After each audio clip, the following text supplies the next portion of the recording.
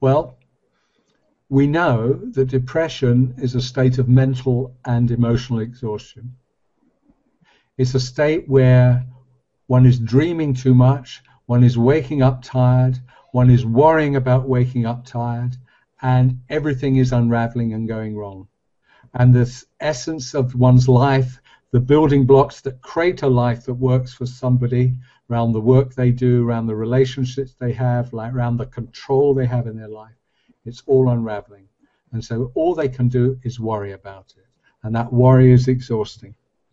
And of course, for all depressed people, self-confidence is at rock bottom. How can it be otherwise? How can they have self-confidence if everything that they know, everything they normally do just is not working, and they cannot get a life that works for them, and all they can do is worry about it and feel more exhausted?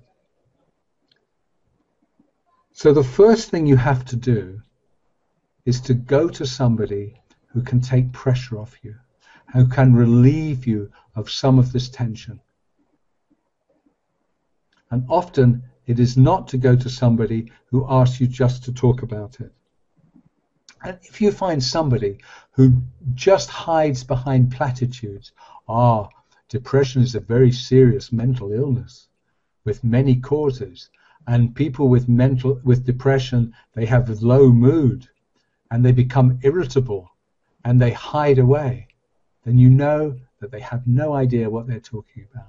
Because these are all platitudes, these are all statements of the obvious, and they're indicating ignorance. And you have to watch people like that, because they will not be able to give you a way out beyond mechanical antidepressants or cognitive behavioral therapy treatment.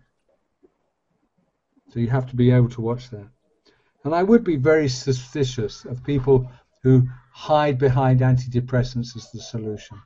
Not because antidepressants can't help, sometimes they do help, but that it is purely scattergun. It's purely a matter of chance whether they can help you or not. And there will be side effects, and there will be effects that you are not told about, and for many people they will not happen, and they will not help. And so if they just hand out antidepressants and give you prescriptions, then they're basically saying, we don't know what to do. And this is all we can do. And they're part of the problem as much as part of the solution. I suppose the brutal truth is that you have to accept there is an enormous amount of ignorance out there. And there's an enormous amount of special pleading and special effects and tips and all the rest. And I'm afraid you need to look for solutions from somebody who can convey an authority that they know what they're talking about. And often I think that means human givens.